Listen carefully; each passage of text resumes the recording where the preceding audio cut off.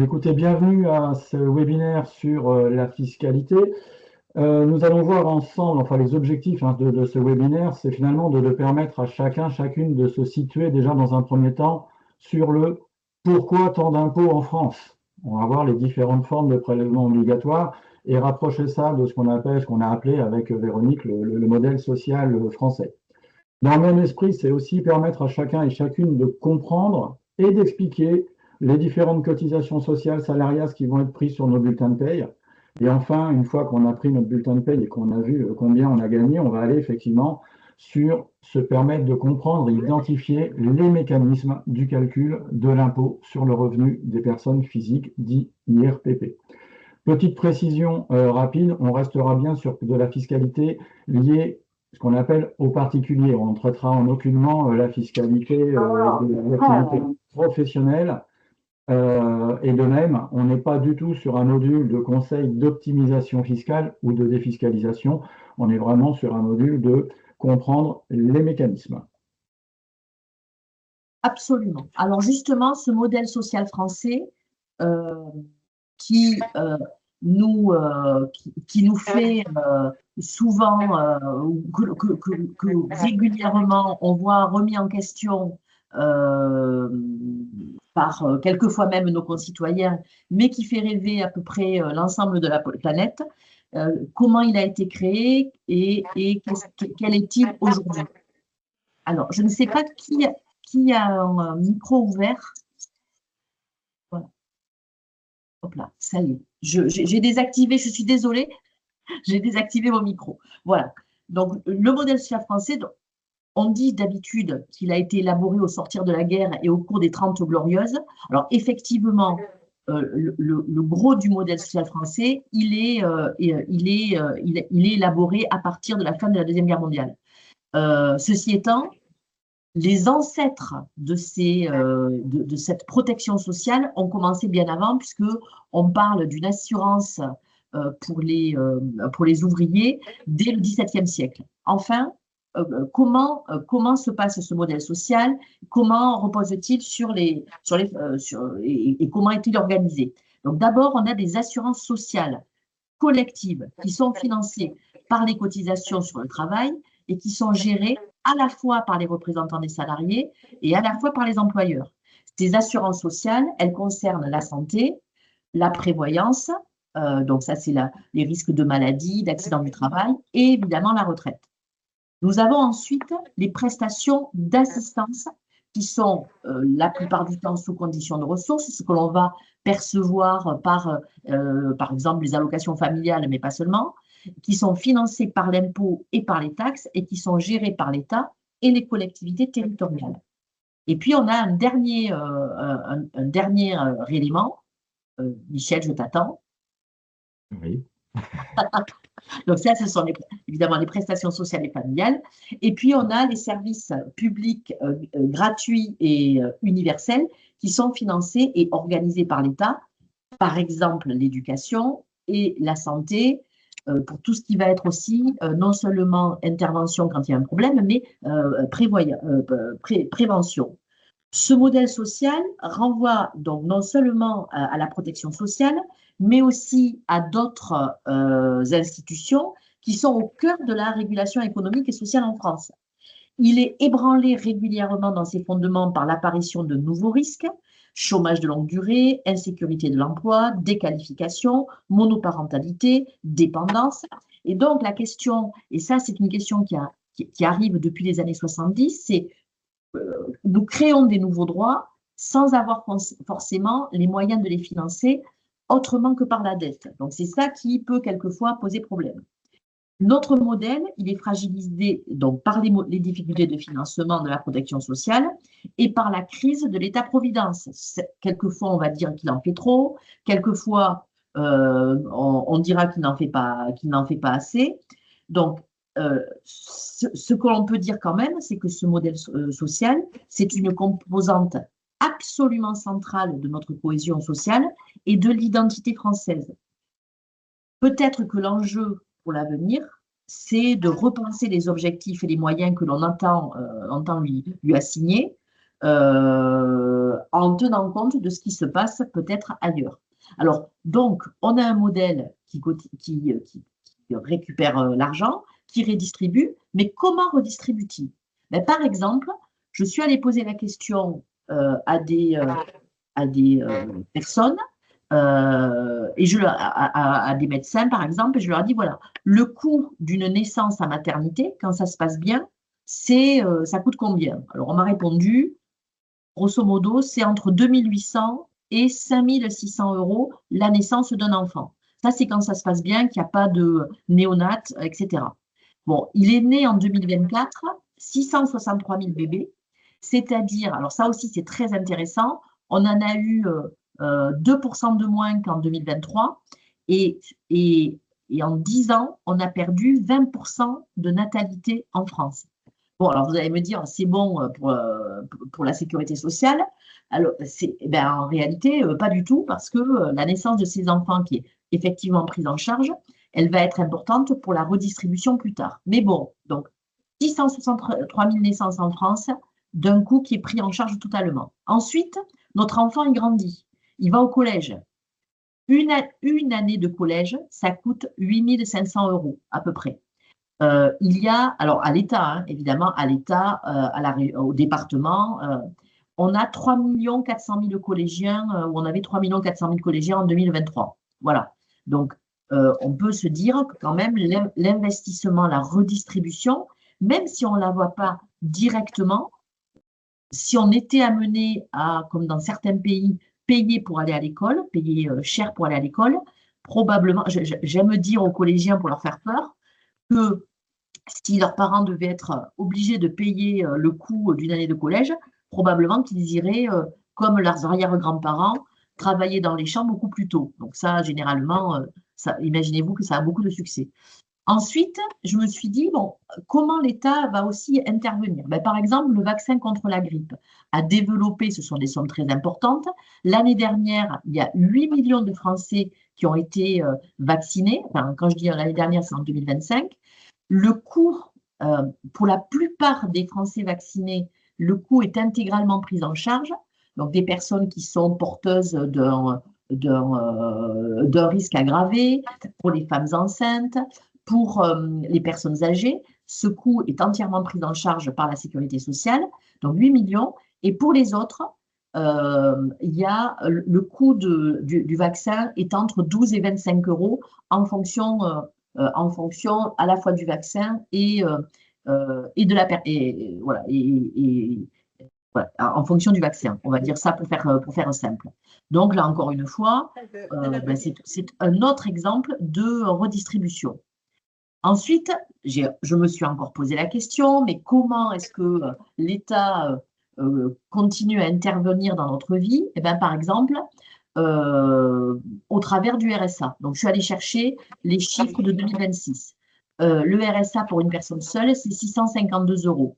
L'allocation d'adulte handicapé, c'est 1042 euros. L'allocation spécifique pour les personnes âgées, c'est 1043 euros.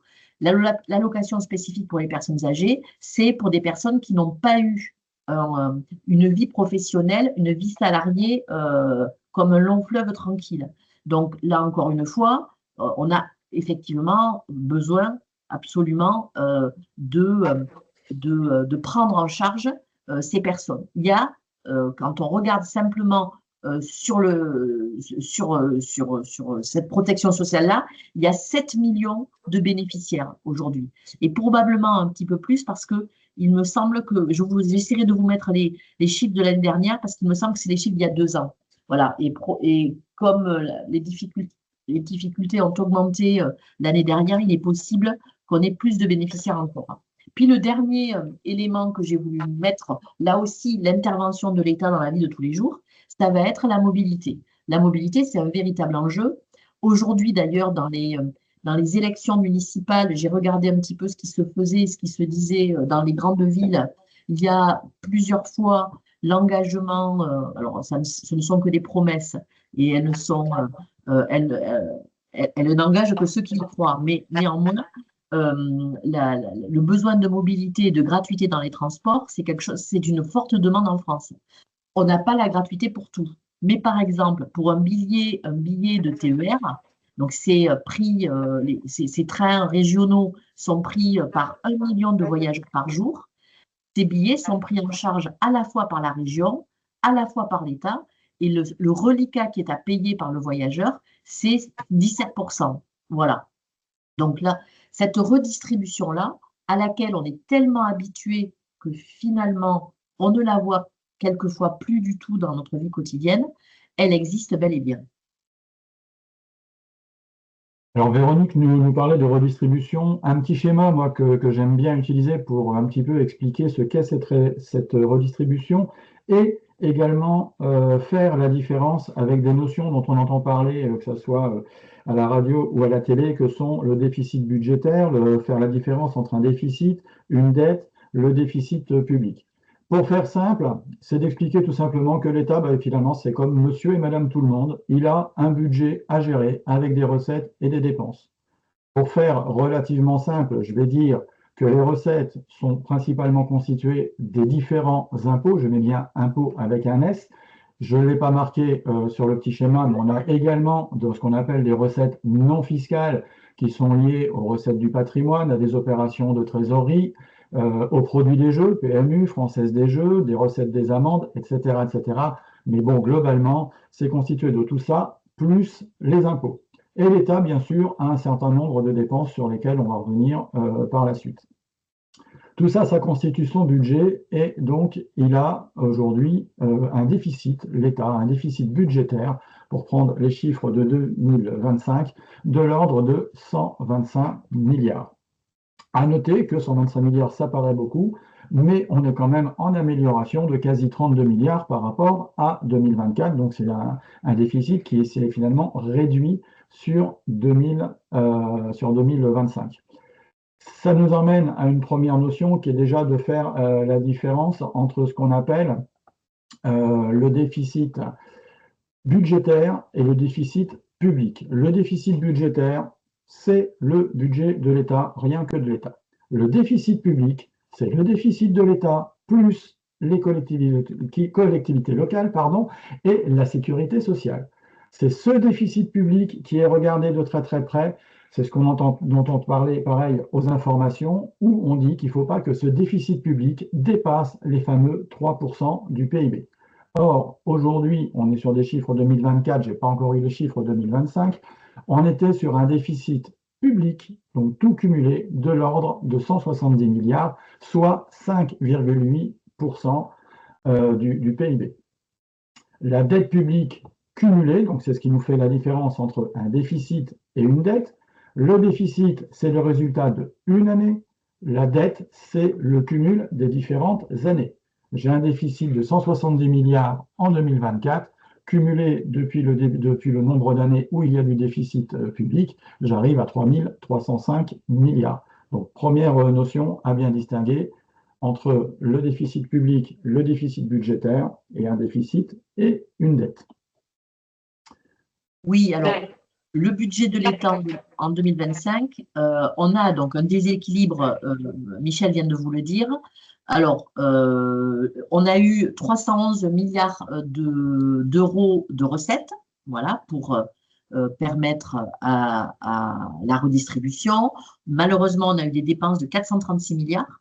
Et on a un déficit qui n'est pas tout à fait de 125, Michel, il est de 124,7 et à ce niveau-là, c'est extrêmement important. Ouais, si j'ai bien lu d'ailleurs, je crois que la volonté pour 2026, c'était de réduire le déficit dont tu parlais à 5,6. Voilà, perdre 0,20. Voilà, d'après ce que tout à fait, de 5,8. Alors 5,8, on disait le déficit public, là on n'est pas sur le déficit de l'État, mais le déficit public est effectivement de 5,8 du PIB. C'était moins bien que par rapport à 2023 qui était à 5,4 ou 2022 qui était à 4,7. Bien sûr, la volonté du gouvernement, peu importe ensuite ce qui se passera même à l'avenir au niveau des présidentielles, ça sera la volonté de n'importe quel gouvernement, ça va être de réduire cette dette. Et donc à 2026, l'objectif est de revenir autour des 5% et même idéalement d'avoir finalement un déficit public inférieur à 5% du PIB.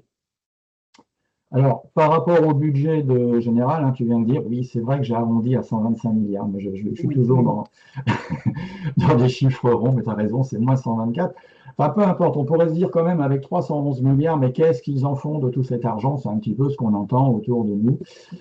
Eh ben, on retrouve hein, ce côté redistribution, et je trouve que c'est important d'avoir ces notions-là. Donc, on vous a mis comme schéma, en gros, pour 1000 euros d'impôts, finalement, comment, quand l'État a récupéré 1000 euros d'impôts, comment c'était réparti? Donc, on voit qu'on a 88 euros qui va à l'éducation, 66 sur les administrations, on a 50 euros sur le transport, etc., etc.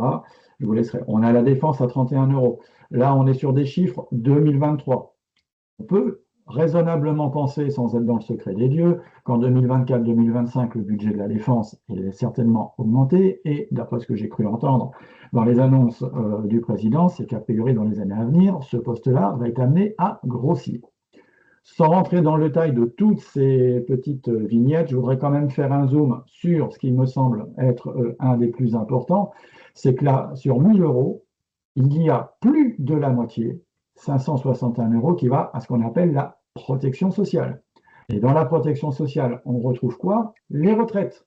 Et les retraites, c'est eux-mêmes plus de 50% finalement de ces 561 euros. C'est donc effectivement un des postes les plus importants et sans rentrer dans aucun débat politique, on comprend pourquoi la thématique des retraites focalise un certain nombre de décisions et d'interrogations sur l'avenir des retraites en France tel qu'on le connaît sous cette forme de redistribution. On a fait le deuxième poste ensuite, ça va être la santé et dans une moindre mesure, on aura la famille, le chômage, etc. Mais c'est important de voir que déjà, quand on a 1000 euros d'impôts qui rentrent, on en a déjà 561 qui ressortent pour tout ce qui est protection sociale. Ce qui amène à dire que, quelle que soit, je dirais, la répartition, les vignettes que l'on voit à l'écran, finalement, que ça soit en prestation ou en service public, finalement, 6 Français sur 10 reçoivent plus qu'ils ne versent. Ça permet de recentrer un certain nombre de choses et d'idées reçues. La deuxième vignette sur laquelle j'aimerais faire un zoom, puisqu'on en a parlé quand même, c'est effectivement tout ce qui est lié à la dette. C'est une vignette, je suis sûr que si j'avais les chiffres 2025, on serait vraisemblablement au-dessus de 31 euros aujourd'hui. Le poste charge de la dette correspond donc au montant dû au titre des intérêts de la dette publique.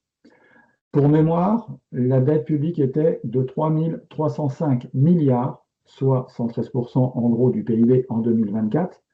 Courant 2025, on n'a pas les chiffres définitifs, mais on était déjà rendu à 3 482 milliards à la fin du troisième trimestre, soit 117%.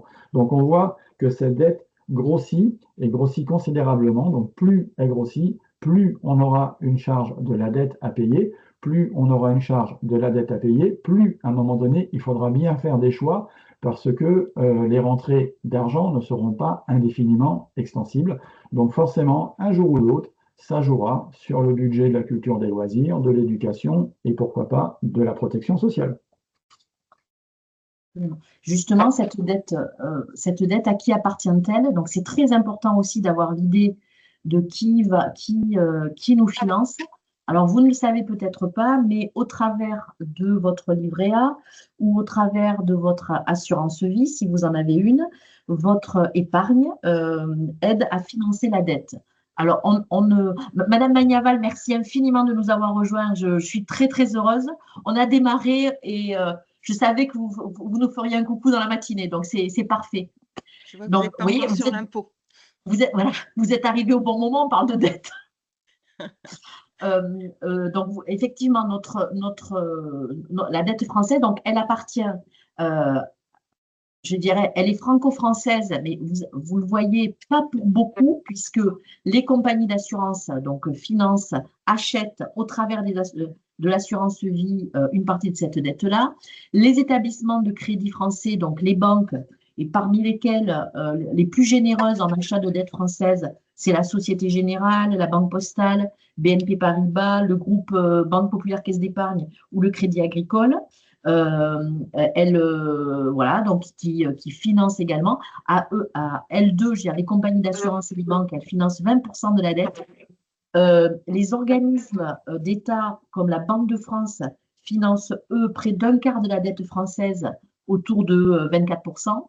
Et puis, elle est fortement financée, vous le voyez, par les non-résidents, 55%, c'est-à-dire des structures, des fonds publics, des fonds d'investissement qui peuvent appartenir, enfin, c'est pas qui peuvent appartenir, qui appartiennent aux États-Unis, à l'Allemagne, à la zone euro, au Japon. Ils achètent notre dette. Ils auscultent également de très, très, très près ce qui se passe chez nous, les décisions qui sont prises, politiques qui sont prises et la stabilité de notre économie parce que eh ben, ils sont intéressés pour savoir si on va être capable de rembourser au moins les intérêts de la dette. Et c'est pour ça que les rencontres, en tout cas les résultats de l'impact des agences de notation est aussi important, qui augmente ou qui baisse la note de la France. Quand c'est en dégradation, voilà, puisque c'est en dégradation actuellement, ça peut surenchérir le coût de notre dette. Et donc, de 31 euros, oui, c'est ça, on était à 31 euros, me semble-t-il, par personne. Non, c'est pas ça. Pour les 1000 euros. Ouais. Voilà, on peut être amené à payer de plus en plus cher, en fait. Allons-y, mon ami. J'arrive. J'ai eu un petit clic de retard. Les différentes formes de prélèvements obligatoires. Tu voulais Absolument. Donc là, moi, c'est une petite volonté personnelle. Je voulais faire un point parce que je trouvais que c'était important de faire la différence entre les taxes, les prélèvements obligatoires, tout ce qui rentre dans le cadre des impôts et qui nous permet justement de financer ce modèle social. Voilà. Et surtout que l'on dit à longueur d'année que la France est largement devant tous les autres pour ces prélèvements obligatoires. Alors, effectivement, on dit tout le temps, ouais, la France, c'est la championne d'Europe des prélèvements obligatoires. Alors là, ça m'arrange, c'est les chiffres 2024, et ça me permet de tordre le cou à une idée reçue, puisque en 2024, finalement, sur la troisième marche du podium, on a retrouvé la Belgique avec 45,1% de son PIB, et la France était deuxième, devancée par le Danemark. Alors, je dois avouer que ça, c'était les chiffres 2024, selon Eurostat. Je ne suis pas persuadé que sur les chiffres 2025, on n'ait pas récupéré notre première place. Donc, de toute façon, on sera vraisemblablement sur le podium quand même des pays où les prélèvements obligatoires sont le plus importants. Par contre, ce qui me semble important de souligner, c'est que petit à petit, la France tend à se rapprocher des standards européens, puisque la moyenne européenne, et là je te laisse la main, Véronique. Oui. La moyenne européenne, absolument, la moyenne européenne s'établit autour de 40,4% des prélèvements obligatoires. Alors évidemment, on en a qui sont beaucoup, beaucoup plus faibles. Ici, on voit l'Espagne, on ne le voit pas, mais l'Irlande, par exemple, a le taux le plus faible de l'Union européenne avec 22%. Bon, après, toujours pareil, il faut pouvoir regarder aussi la protection sociale dans chacun de ces pays. Parce qu'évidemment, vous voyez, ce que l'on voit dans ce schéma-là, c'est que la France est proche finalement de la Belgique. On est à peu près sur des standards qui sont très hauts. On a l'Italie qui n'est pas si loin de nous. Et d'après ce qu'on lit dans la presse, c'est la protection sociale italienne, et on l'a vu d'ailleurs au moment du Covid avec des hôpitaux qui étaient totalement débordés. Je n'ai pas eu le temps de regarder le nombre de morts par Covid en Italie par rapport à la France, mais évidemment, on récolte moins ou on récolte tout autant, mais on n'a pas la même protection sociale. C'est vrai que ces dernières années, enfin, ça fait 40 ans que la France essaie de coller aux besoins de protection des individus, de plus en plus. Voilà. Alors, déjà, bien distinguer on va essayer de définir ce que c'est que les prélèvements obligatoires. Prélèvements obligatoires, ce sont donc à la fois les impôts et les cotisations sociales qui sont prélevés par les administrations publiques. Pour autant, il y a quand même quelques petites distinctions au niveau des prélèvements obligatoires. On a d'un côté les impôts, les taxes, et de l'autre côté les cotisations sociales. Avec une précision toutefois, c'est que les cotisations sociales ne sont pas des impôts. Ça fait partie comme eux des prélèvements obligatoires, ce sont les règles de la comptabilité nationale, mais ce ne sont pas des impôts. Pourquoi ce n'est pas considéré comme des impôts? On va pouvoir y revenir un petit peu après dans le détail quand on parlera notamment des cotisations sociales sur le bulletin de paye. C'est parce que derrière, sur la cotisation sociale, il y a ce qu'on appelle une contrepartie immédiate. La contrepartie immédiate, c'est qu'en fait, c'est l'acquisition de droits sociaux.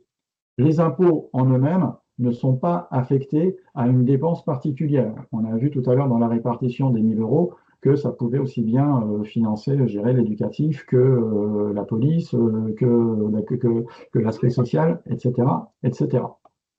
Alors, faire un petit peu la distinction justement aussi en termes d'impôts. Alors, oui, j'adore ce schéma. Bon, c'est moi qui l'ai créé, c'est pour ça que je l'aime. Mais en tout cas, c'était des questions qui revenaient très, très souvent en intervention. Mais madame, c'est quoi la différence entre l'impôt? Puis j'ai vu qu'on payait aussi la redevance. Alors ça, c'était d'autant plus vrai quand on payait encore la redevance audiovisuelle. C'est des questions qui, depuis qu'elle a disparu, le terme redevance est moins présent.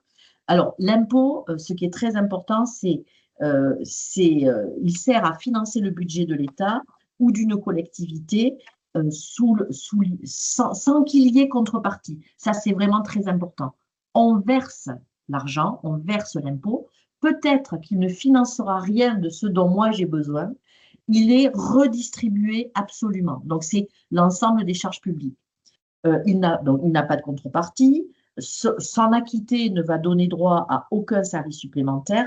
Il est payé par des personnes physiques par le prisme de l'impôt sur le revenu, mais il est aussi payé par des personnes morales via l'impôt sur les sociétés. Il n'y a pas de règles, en fait, il n'y a pas de règles d'imposition et celles-ci vont différer selon, selon les impôts. Bon. Parmi les différents impôts, les plus connus sont effectivement l'impôt sur le revenu, l'impôt sur les sociétés. Alors, très franchement, l'impôt sur la fortune immobilière, souvent, on ne le voit pas passer, mais il y a un impôt qui est connu si vous avez acheté votre appartement ou votre maison, c'est les droits d'enregistrement à l'occasion d'un transfert de propriété d'un immeuble. Voilà. Donc ça, c'est aussi un impôt. Contrairement à ce que leur nom indique, la TVA et la taxe foncière sont des impôts du fait de leur régime particulier. La taxe, elle est affectée à une dépense publique spécifique, son paiement est obligatoire et il va impliquer une contrepartie pour les contribuables qui bénéficient d'un service ou d'un ouvrage public. Alors, qu'ils peuvent utiliser ou qu'ils n'utilisent pas forcément, mais en tout cas, ils en bénéficient de ce service-là. Elle n'est pas proportionnelle, la taxe, au service rendu, contrairement à ce qu'on va voir avec la redevance. Donc, la taxe d'enlèvement des ordures ménagères, la taxe d'habitation, la taxe d'habitation, sont des taxes. Et puis le dernier, c'est pas tout à fait le dernier parce j'aurais pu rajouter les cotisations. Mais la dernière question sur la redevance, c'est une question importante. La redevance est une rémunération pour un service qui a été rendu. Là, on est usager d'un service public, qu'on s'en rende compte ou pas. Par exemple, quand on entre dans un musée, le Louvre ou un autre, on entre dans un service public. Et donc, en payant le billet d'entrée, on va payer cette redevance. Donc, l'usager d'un service public verse une somme qui doit être la contrepartie directe et immédiate d'une prestation rendue par le service. En autre redevance, je pourrais vous dire, quand vous empruntez le viaduc de Millau, par exemple, vous payez une redevance. Quand vous empruntez une autoroute, votre billet est une redevance. Voilà.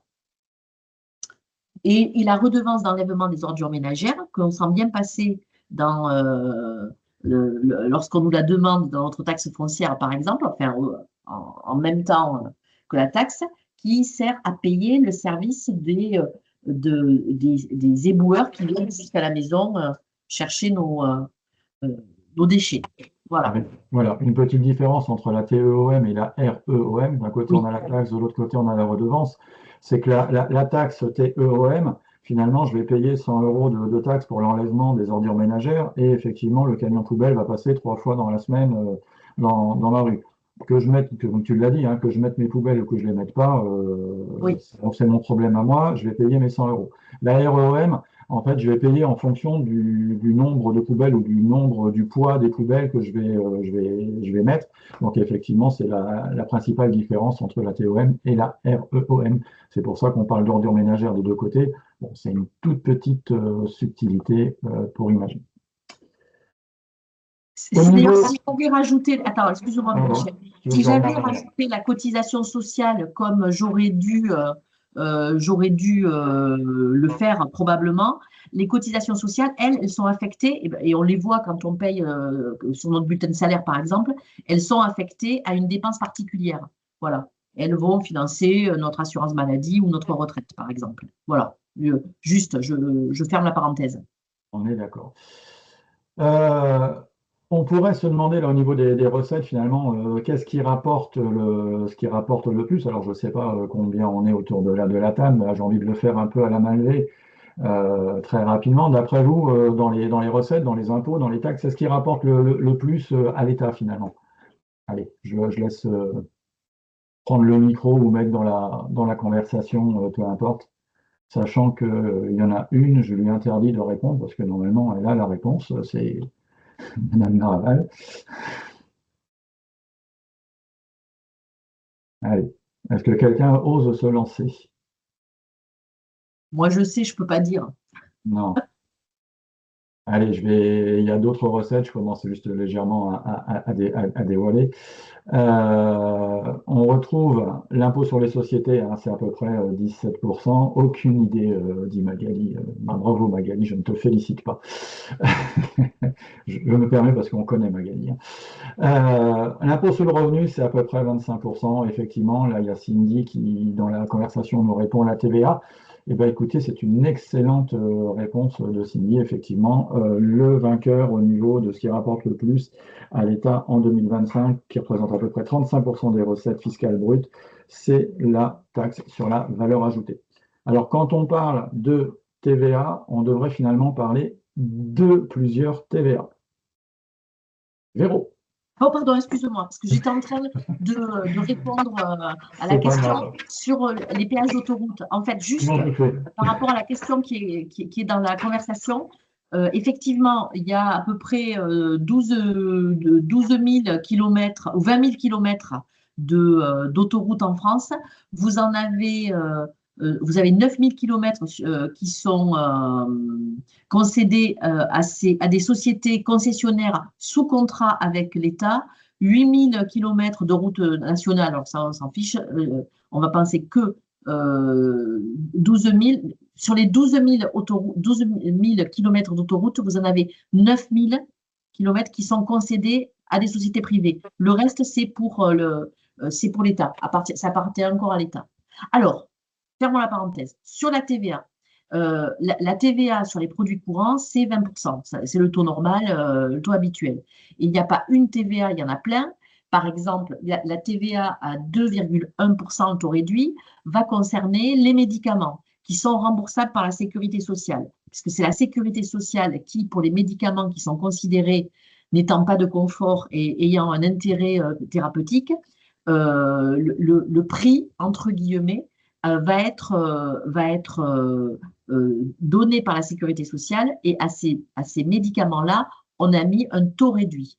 On va avoir un taux réduit pour les premières représentations de certains spectacles et aussi pour toute la presse écrite, parce que la presse écrite souffre beaucoup, et on leur a mis un taux bas pour que les tarifs d'abonnement ne soient pas trop chers. Et puis, les ventes d'animaux vivants, de boucherie et de charcuterie à des personnes non assujetties à la TVA, là, je dois vous dire que je ne sais pas de quoi je vous parle. Mais en tout cas, sont sans doute des animaux qui sont vendus en direct. Le taux de 2,1, c'est un taux extrêmement petit. Il y en a un autre à 5,5. Ce taux réduit-là, il va permettre de payer les denrées alimentaires non transformées, c'est-à-dire que si vous achetez des carottes dans votre supermarché, vous allez avoir un taux à 5,5%. Si vous achetez des carottes, une salade de carottes, vous paierez un taux à 20. Les produits d'hygiène féminine, les préservatifs, la livraison de logements sociaux neufs, vous voyez, il y a toute une série, certains travaux d'amélioration de la qualité énergétique sont à un taux de 5,5%. Et puis après, vous avez le dernier taux réduit qui est à 10%. Donc là, encore une fois, c'est un taux qui va concerner les transports des voyageurs, l'hébergement, la location meublée ou les terrains de camping qui sont classés, la restauration. Je ne sais pas si vous vous souvenez, il y avait eu un très long débat en France quand on a passé le taux de restauration à 10% de façon à pouvoir augmenter les salaires des employés. Les médicaments qui ne sont pas remboursables, finalement, ils ne sont pas remboursables et ceux-là sont à 10%. Et puis, les droits d'entrée dans les cinémas sont également à 10%. Voilà. Merci Véronique. Ah oui, absolument. Et donc là, maintenant, on va identifier les prélèvements sur un bulletin de salaire parce que ces prélèvements ont véritablement un sens, toujours pareil, dans la construction de notre modèle social. Alors, un schéma pareil, moi, que j'aime bien, même s'il n'est pas totalement complet, quand vous recevrez, je dirais, la présentation, hein, parce qu'il me semble que vous la présentez, il y a en fait, ce schéma est ressorti d'une petite vidéo qui est assez simple et qui est explicative, qui peut être parfois sympa à passer aux personnes que vous accompagnez. Ça permet déjà, d'ores et déjà, de faire une bonne introduction sur des notions que sont, alors le salaire brut, on en entend parler, le salaire net, oui. Mais souvent, on ne fait pas la distinction entre le salaire net imposable, une notion là qui n'apparaît pas sur le petit schéma sur laquelle Véronique va revenir tout à l'heure, qui est le salaire net social. Et puis, quand même, ça permet quand même d'aborder et parfois de faire comprendre que notre patron, il paye aussi un peu de cotisation patronale, et donc c'est là qu'on parle de salaire super brut. Alors, pour rentrer dans le détail du bulletin de paye, qui n'est pas fort toujours hyper sexy à lire, hein, je te laisse prendre la main, Véro. Voilà, je te remercie, Michel. Donc, vous avez le lien sur le document que l'on vous enverra. Vous pourrez le voir. C'est une très chouette vidéo qui explique extrêmement bien.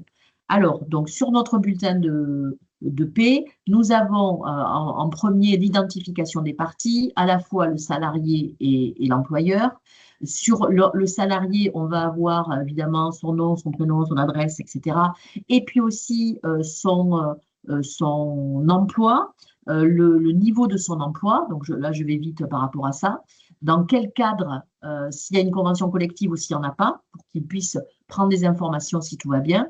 Ensuite, on va avoir la base de la rémunération, donc la base du salaire qui va apparaître. Vous voyez, c'est en vert. Donc ça, c'est voilà. Le salaire. Okay. Vas-y, dis Michel.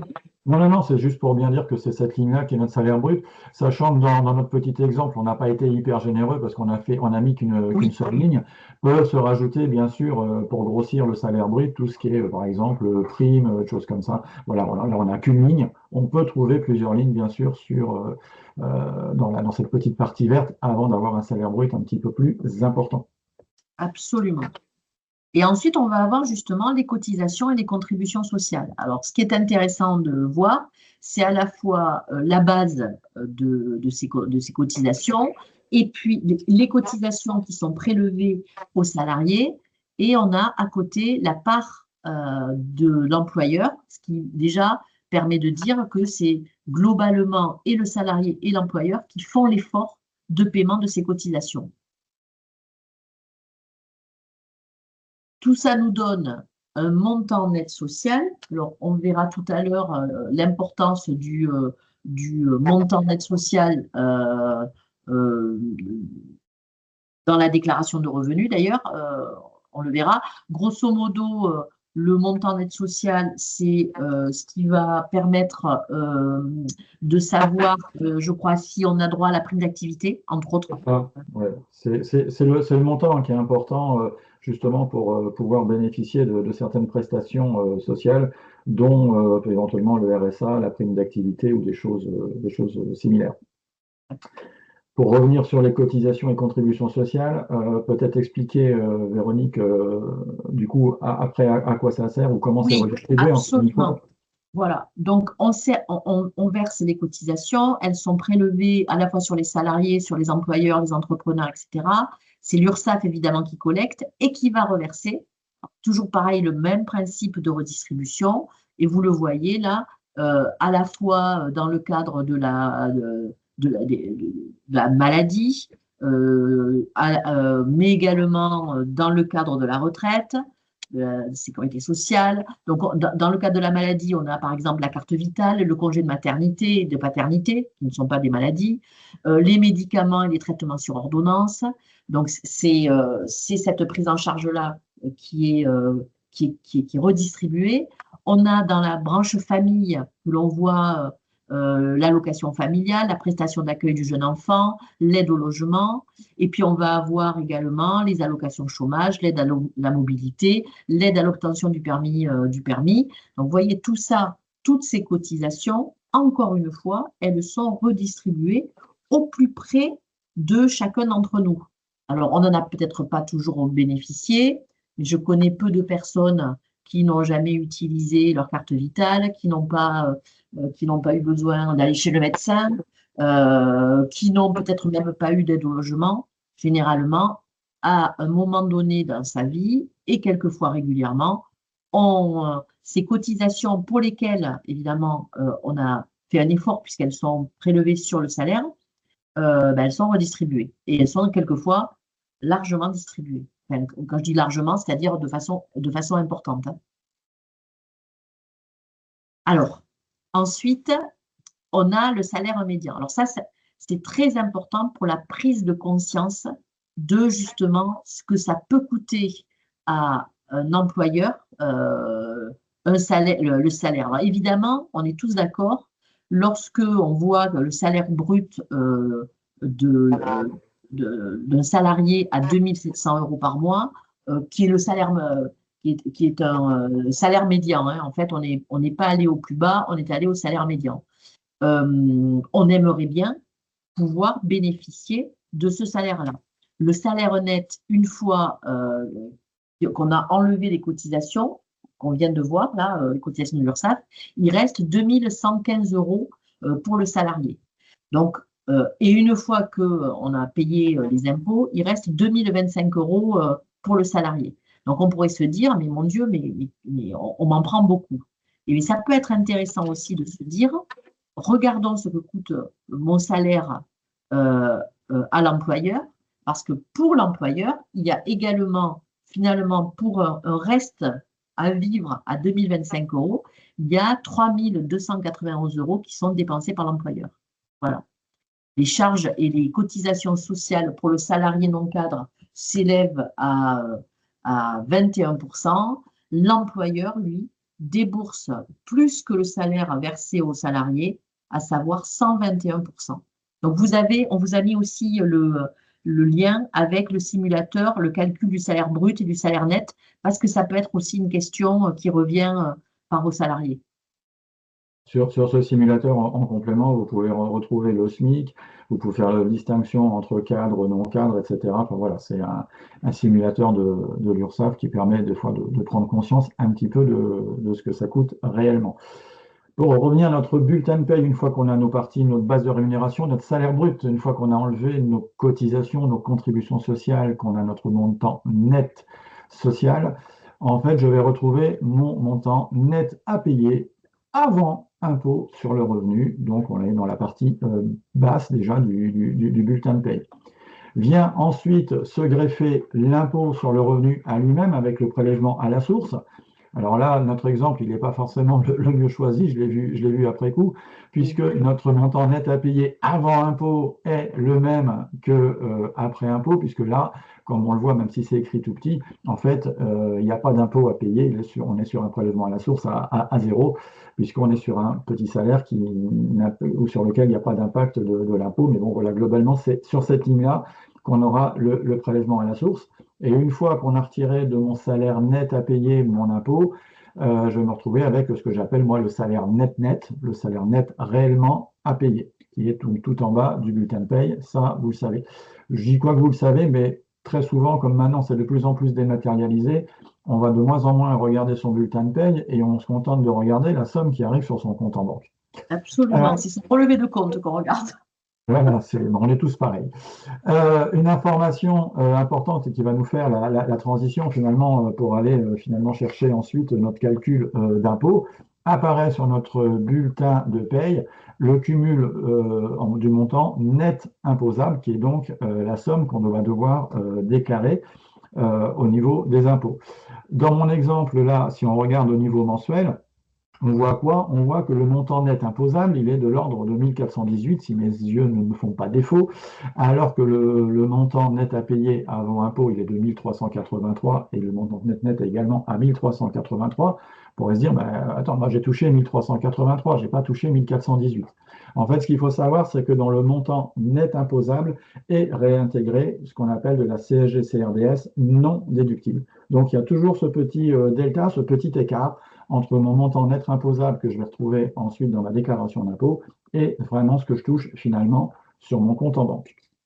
Est-ce que c'est bon pour tout le monde? Oui, mon ami. OK. Et bien, ça va nous emmener au mécanisme du calcul de l'impôt. Alors, je vais rester dans le calcul dans ces mécanismes-là, je vais essayer de rester le plus simple possible.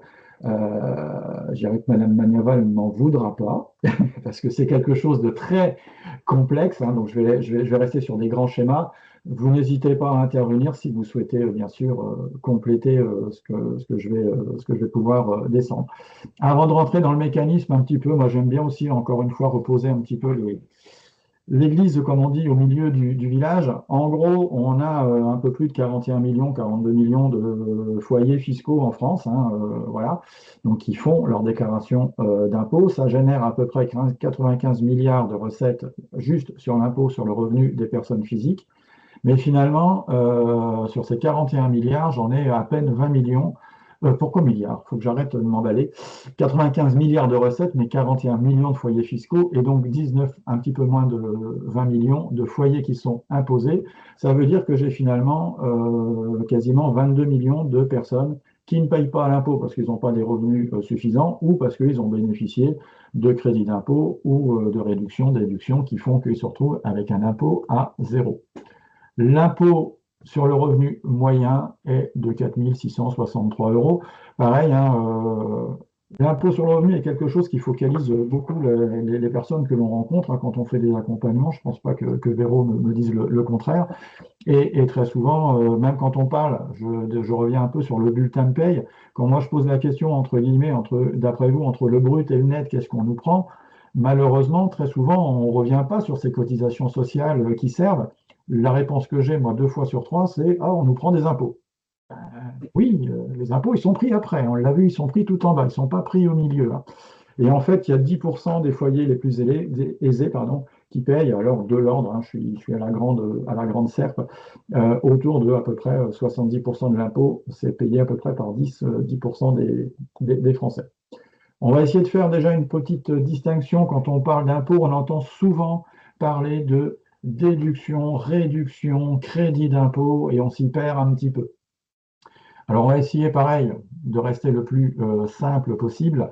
Une déduction, c'est une somme qui est à soustraire. Ça va diminuer, en fait, le montant de votre revenu global. Donc, c'est le calcul avant impôt. Des choses qu'on connaît, les frais, les fameux 10% pour frais professionnels ou les pensions alimentaires versées. Ça, voilà, ça s'appelle une déduction. On va ensuite avoir éventuellement des réductions. Réduction, ça se soustrait de l'impôt à payer. La déduction, c'est en haut. Déjà, la réduction, c'est en bas. Des réductions qu'on connaît en règle générale, c'est les frais pour la scolarité des enfants et les dons. Et comme Véronique a toujours le bon rôle, elle va nous parler des dons. Absolument.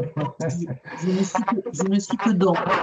Donc, les dons d'argent ou en nature, les versements de cotisations, les frais engagés par les bénévoles faits à des associations ou des organismes d'intérêt général. Donc, ces dons-là que l'on peut faire dans des structures à but non lucratif ou avec un objet social et une gestion désintéressée. Si j'ai récupéré la preuve de ces dons, un don, vous le savez, de 100 euros coûte en réalité 34 euros. Donc, il y a 66% de cet argent qui est redonné, qui est rendu finalement, qui est enlevé, C'est enlevé en fait, hein, c'est une réduction. qui est enlevé des impôts, absolument. Voilà. Donc, vous connaissez les grandes associations qui font appel à votre générosité. Vous avez également tous les programmes médicaux aujourd'hui qui font appel à votre générosité aussi. Là, je regardais cette semaine, il y avait la jonquille, donc le financement de la recherche médicale, voilà, tous ces dons-là. On a même, je pense, mieux comme don, c'est le prochain.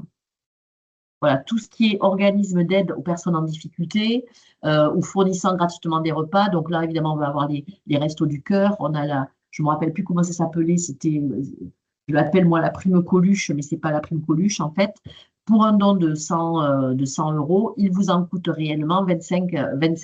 Là, la négociation, ça a été de pouvoir enlever 75% de ce que l'on a avancé. Donc, les dons, c'est aussi une manière très généreuse, mais intéressante, pour faire baisser son imposition. Voilà. On a le sentiment de faire du bien en se faisant financièrement un petit peu de bien aussi.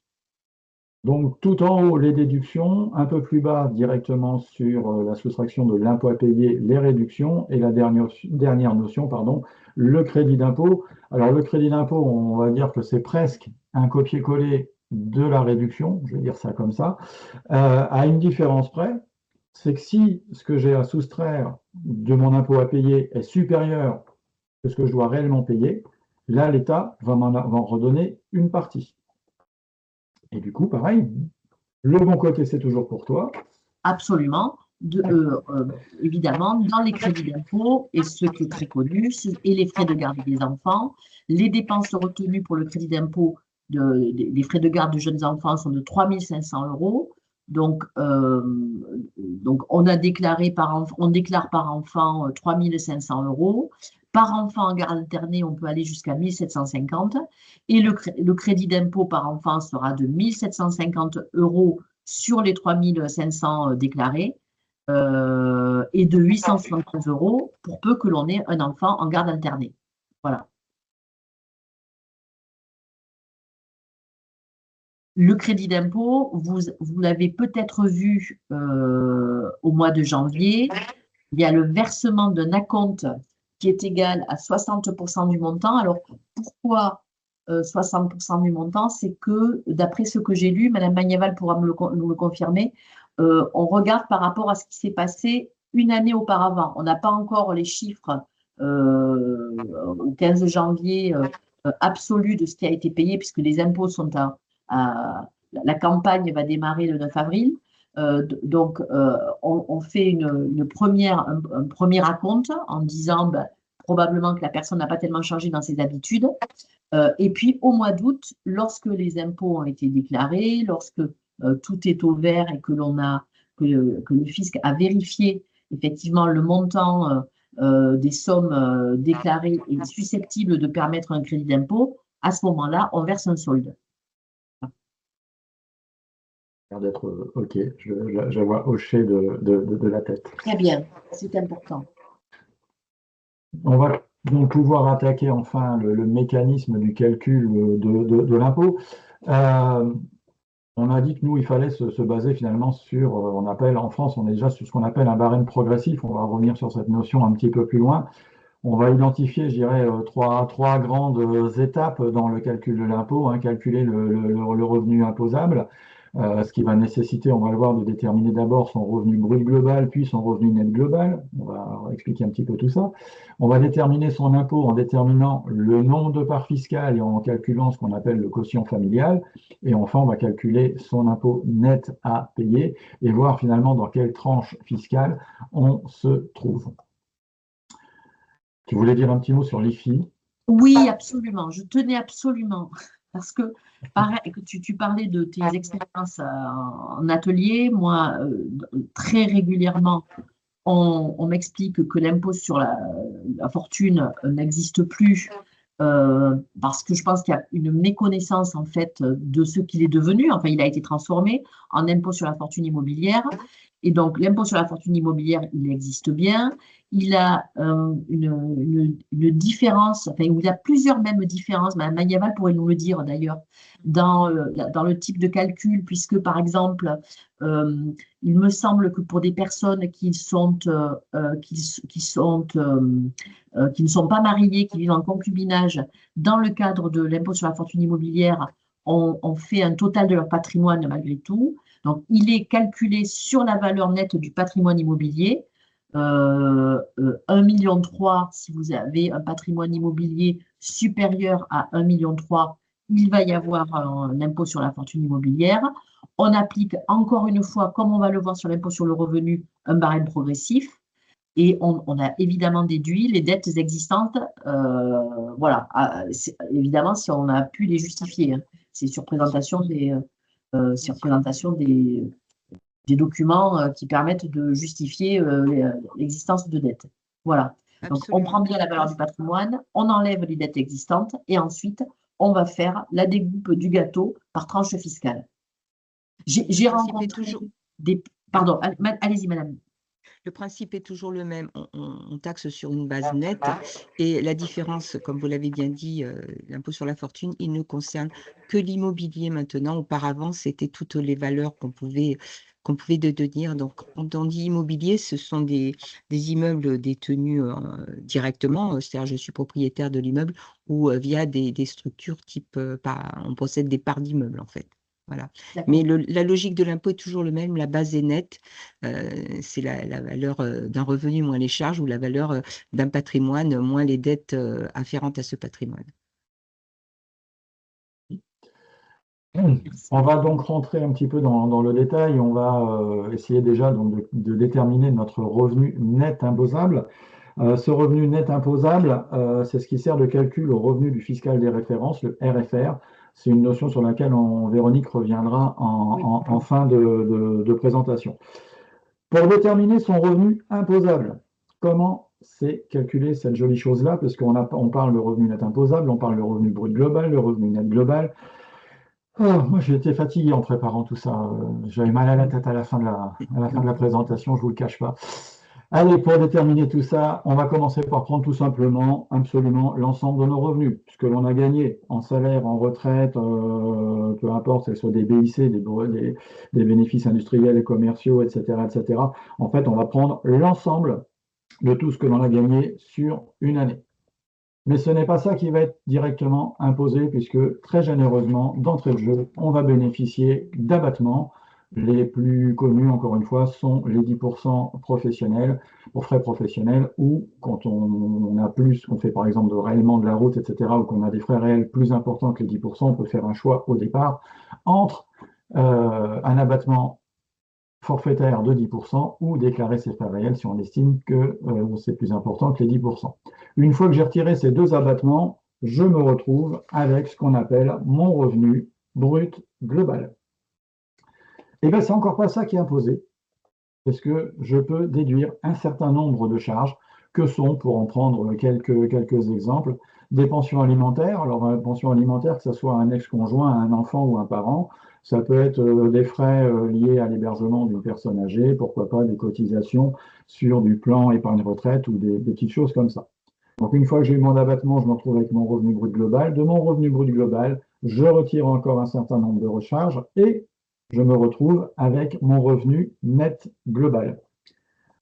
Ce revenu net global, alors là, c'est peut-être un peu moins courant, mais on peut encore, dans certains cas, retirer quelques abattements spéciaux. Je ne suis pas sûr que ce soit là, du coup, la majorité des personnes qui soient concernées, mais ça concerne un certain nombre de personnes.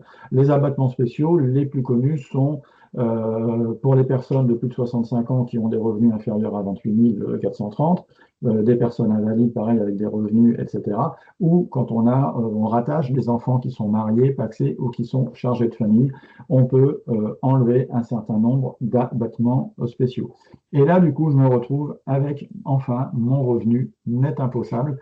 Et c'est ça qui va me servir de base de calcul sur le calcul de mon impôt. Donc, revenus globaux pour réunir mon revenu brut global avec les abattements, moins les charges, moins quelques abattements spéciaux, c'est mon revenu net imposable. Une fois que j'ai mon revenu net imposable pour l'ensemble du foyer, ben on va déterminer ce qu'on appelle le quotient familial. Finalement, on est combien à la maison, pour faire simple. Ça, c'est des choses sur lesquelles je vais passer peut-être un peu plus vite, puisque je pense que vous le savez, quand on est seul, en gros, c'est une part. Quand on est deux, c'est deux parts. Et puis après, chaque enfant compte pour des demi-parts. Pour prendre l'exemple d'un couple marié pacsé, voilà, donc couple marié sans enfant, c'est deux parts, un enfant, deux et demi, etc., etc. Il n'y a que quand on a beaucoup d'enfants que les enfants supplémentaires comptent pour une part entière. C'est ce qui va déterminer ça. Donc, je vais pouvoir diviser en fait mon revenu net imposable par le nombre de parts. Et puis, du coup, je vais pouvoir calculer enfin mon impôt et déterminer ma tranche d'imposition. Souvent, on entend dire, je suis imposé dans une tranche à 30%, etc., etc. On va voir un petit peu comment ça fonctionne, puisque la particularité de l'impôt sur le revenu en France est ce qu'on appelle un impôt progressif. Et en fait, selon les tranches, on n'est pas imposé de la même manière. Je vous ai mis le tableau que vous pourrez retrouver dans la présentation, mais pour comprendre comment ça marche, on va prendre un petit exemple. D'un célibataire, revenu net imposable de 32 000, on va retrouver mes différentes tranches que j'ai montrées dans le différent tableau. Et en fait, on va découper ces revenus. Donc, on va prendre les 32 000 et de 32 000, on va aller jusqu'à 11 600. De jusqu'à 11 600, on a dit qu'il ne payait pas d'impôt. Ensuite, je vais aller sur une tranche de 11 600 à 29 579, ce qui me représente à peu près 17 979, sur lequel je vais appliquer mon fameux taux de 11%. Donc là, effectivement, mon célibataire commencera à payer 11% de 17 979, il va payer 1977. J'ai pas totalement, en additionnant tout ça, j'ai pas totalement atteint mes 32 000, mais je ne vais pas aller jusqu'à 84 000, je vais me limiter au revenu qu'il a. Donc je vais aller de 29 579 à 32 000, ce qui représente 2 421, et ce n'est que cette petite partie-là qui va être imposée à 30%, ce qui représente 726 € d'impôt, ce qui fait que si je cumule un petit peu tout ça, mon célibataire qui gagne ses 32 000 € va se retrouver effectivement dans une tranche d'impôt à 30%, mais on ne lui applique pas 30% sur ces 32 000 €. Donc ne pas confondre le taux, alors je ne sais plus si on dit encore taux marginal ou taux moyen d'imposition, d'ailleurs, me semble-t-il, de 30%, qui n'est pas, c'est à ne pas confondre avec ce qu'on appelle le taux de prélèvement à la source. Vous ne voyez pas sur vos salaires, quand vous êtes dans une tranche à 30%, vous ne voyez pas un prélèvement à la source de 30% de vos revenus. Est-ce que cette partie-là est claire pour tout le monde? Pas de remarques particulières? Ok. Moi, je disais toujours marginal. Oui, mais je ne sais plus si ça n'a pas changé. C'est une petite question. Moi aussi, je disais au-dessus de la tranche marginale d'imposition, mais bon. C'est le taux marginal d'imposition. Oui, c'est ça, on est d'accord. C'est bien le taux marginal. Donc, ça n'a pas changé. Vos explications sont très claires. Très bien. Une petite comme ça, par rapport aux personnes que l'on accompagne, on est souvent sur des revenus parfois un peu plus bas que ça, mais même quelqu'un qui gagnerait finalement à peu près 1 600 € net par mois sur son bulletin de salaire. D'après vous, comme ça, à la volée, à 1 600 €, on paye des impôts ou on n'en paye pas pour un célibataire? Allez, lancez-vous.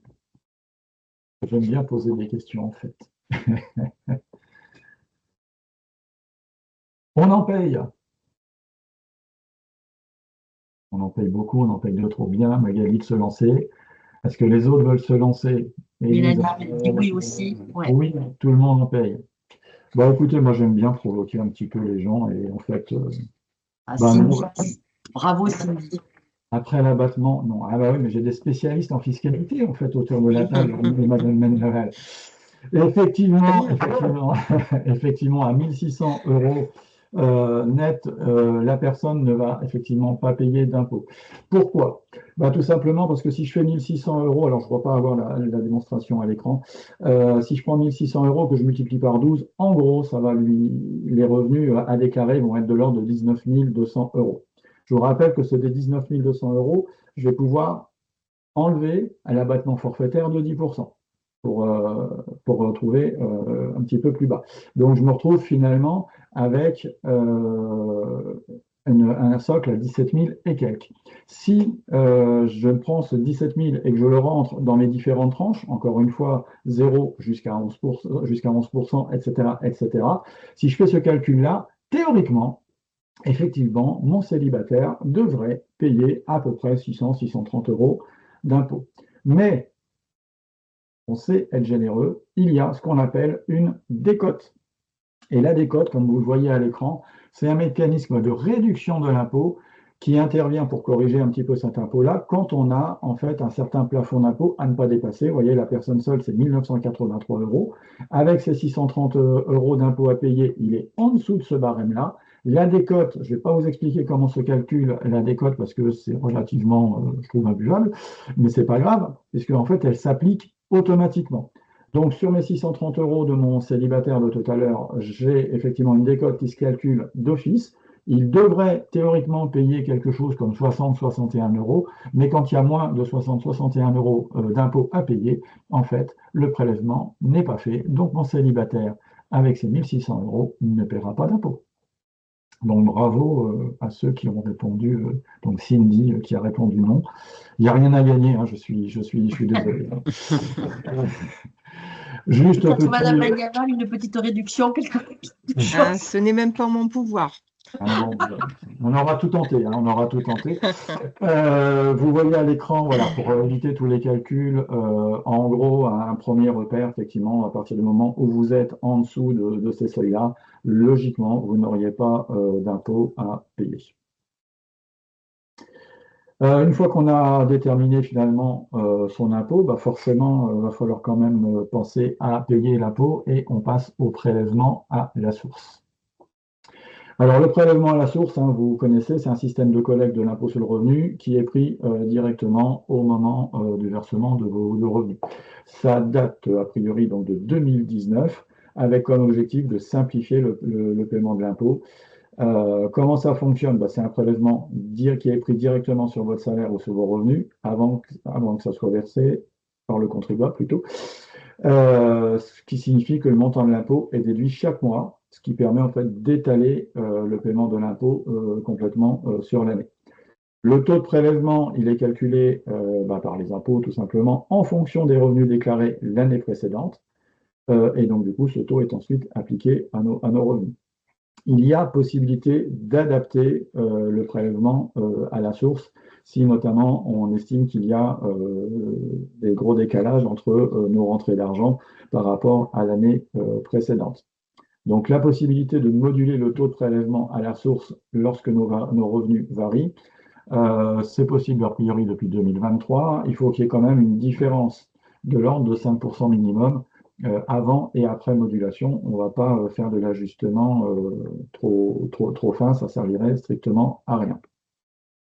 Vous trouvez le taux marginal, le taux moyen d'imposition sur vos bulletins de paye.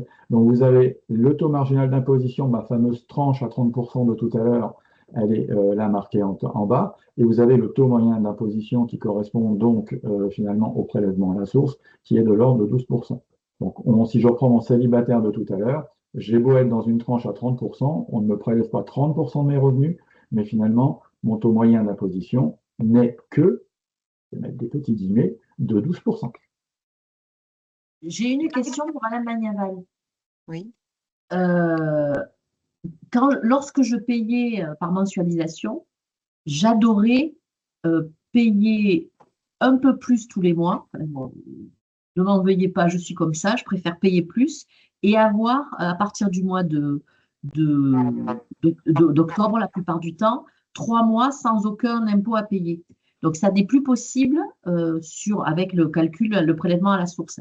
Est-ce que ça serait envisageable? Non, parce qu'en fait, même si je demande à payer plus en début d'année, si je demande à être prélevé plus, ça va se moduler à la fin. Alors, vous pouvez moduler votre taux de passe avec un événement. Vous pouvez même le forcer et payer plus. Mais ça n'a pas. Voilà. Votre cas est assez rare. On essaye quand même. Oui. Oui, Voilà. Donc, on a essayé avec le pass de faciliter au maximum la vie du contribuable. C'est ça qu'il faut comprendre. Donc, tout ce que prévoit la loi, quel taux de passe, comment il se calcule, etc. Là, votre présentation, elle est remarquable de simplification, mais vous savez bien que derrière, la loi est un peu plus compliquée que ça. Et donc, sur ces notions, les calculs mathématiques qui vont avec sont pris en charge par l'administration. Donc, le taux de passe, en fait, il est issu de votre taux moyen d'imposition de l'année d'avant, corrigé de vos réductions, crédits d'impôt, etc. On tient compte d'un certain nombre de choses pour déterminer votre taux de passe. Ce qu'il faut retenir, c'est que s'il vous arrive un événement qui va faire varier votre impôt.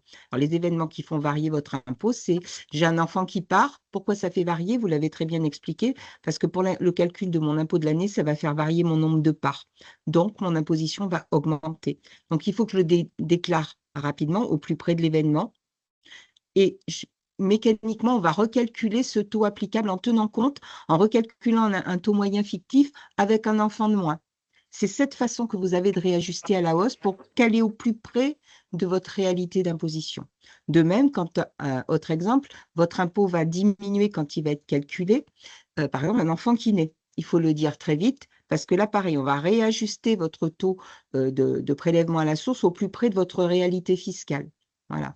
Mais il n'y a pas de raison de chercher par ailleurs à systématiquement payer plus en avance ou moins en avance. L'idée, c'est de donner les événements qui vont jouer sur votre imposition. Parce que votre imposition, elle se calcule comme avant, c'est-à-dire avec un an de décalage. Elle se calcule l'année d'après. Mais pendant votre année même, pendant qu'elle se déroule, avant même de déposer votre déclaration l'année d'après, signalez les éléments. Mes revenus sont en train d'augmenter, j'ai un enfant qui part, j'ai un enfant qui arrive. C'est les principaux exemples que je peux vous donner, peut-être les plus clairs. Je le déclare, donc tout ça se fait en ligne, hein, et ça me recalcule mon taux de passe, ça me le réajuste, c'est-à-dire il va être redonné à l'employeur et votre prochain bulletin de salaire prélèvera un impôt supplémentaire, ce qui fait qu'au moment des calculs, eh ben, vous êtes au plus près de ce que vous devez vous-même et soit vous n'avez pas la mauvaise surprise de dire ben, j'ai un reste à payer, comme je n'ai pas suffisamment été prélevé à la source, j'ai un reste à payer très conséquent à assurer sur les derniers mois de l'année, ou bien ben, j'ai payé d'avance. J'aurais peut-être pu en trésorerie faire autre chose de cet argent que c'est peut-être pas besoin de faire une grosse avance à l'État non plus. Et la réforme du prélèvement à la source, c'était ça, sa vocation. Donc, de faciliter bien sûr l'impôt, mais aussi de faire en sorte que les contribuables n'avancent pas trop d'argent à l'État et ne soient pas trop en retard pour payer leur impôt à l'État. Voilà ce que je peux vous dire. Juste, Une question, et elle est très importante, j'allais vous la poser moi-même. Est-ce que vous pouvez expliquer, alors vous avez d'une certaine manière déjà répondu, mais je veux être sûre, à une époque, lorsqu'il y avait une séparation ou un divorce dans le courant de l'année, on considérait, il me semble, hein, je ne veux pas dire de bêtises, que la séparation avait lieu, même si c'était arrivé au mois de mai, depuis le 1er janvier. Oui. Aujourd'hui, en fait, dès qu'on informe de la séparation ou du divorce, il faut informer les services publics pour justement on peut réajuster les calculs, d'autant plus que maintenant, ouais. le principe n'est plus d'avoir un taux de prélèvement à la source du foyer, mais depuis 2025, le principe est qu'on calcule le taux de prélèvement à la source de chaque membre du foyer. C'est le principe. Et l'exception, c'est le foyer qui demande à avoir un taux calculé sur l'impôt du foyer complet. D'accord? Depuis 2025. Donc aujourd'hui, le taux est personnalisé, il est individualisé par principe. D'accord. Oui, absolument. Donc, de toute façon, dès qu'il y a séparation de Pacs ou de mariage, avant même le divorce, parce que généralement le divorce arrive, mais quelques mois, voire quelques années après, on informe les impôts qui vont tenir compte de la séparation, quoi. Alors oui, mais pour votre taux de passe, pour réajuster, Oui, encore une fois, sauf si vous avez demandé à avoir un taux du foyer, oui, c'est-à-dire à oui, oui, déroger à la règle, votre oui, taux, il est désormais par c'est principe ça. Oui, c'est vrai. individualisé. Ça. C'est-à-dire que chaque personne du couple a son taux de Ouais. passe calculé en fonction de ses revenus à lui et non pas les foyers du couple. Je ne sais pas si je suis claire. Oui, absolument. Et vous avez une vision sur les couples qui ont demandé à continuer à contribuer ensemble ou c'est vraiment, il y a eu un grand succès sur cette personnalisation des impositions? Alors, j'ai pas des données chiffrées, mais la plupart des personnes sont restées en individualisé, ont pas demandé le taux foyer. D'accord. Très peu ont demandé. Enfin, c'est pas la majorité, pardon, excusez-moi. Oui, oui, je comprends, je comprends. C'est pas la Ouais. majorité qui a demandé l'exception. Mais ce sont voilà, cette dernière évolution, elle date de l'année dernière, hein, Oui, elle est très, très, très récente. oui, absolument, mais c'est très bien. Nous avons un thème sur l'argent et le couple et sur l'argent des femmes et je vous assure que nous vous avons fait de la publicité l'année dernière. Mais c'est très bien. Mais ouais, chaque fiscalité a son histoire, hein. Donc, Ouais. en France, le raisonnement se fait par foyer fiscal. Dans d'autres pays, l'impôt sur le revenu est attaché, est très individualisé. Nous, notre histoire fiscale fait que l'impôt sur le revenu est basé sur cette notion de foyer fiscal. Pour reprendre, finalement, ça fait un très bon enchaînement, puisqu'en fait, Oui, c'est ce que j'avais mis à l'écran en même temps que vous parliez, hein. Donc, effectivement, c'est exactement ce que vous avez dit, Voilà. que depuis septembre 2025, on est plutôt sur un taux de prélèvement individualisé, et que finalement, quand on reste sur un ensemble du foyer, on est sur l'exception.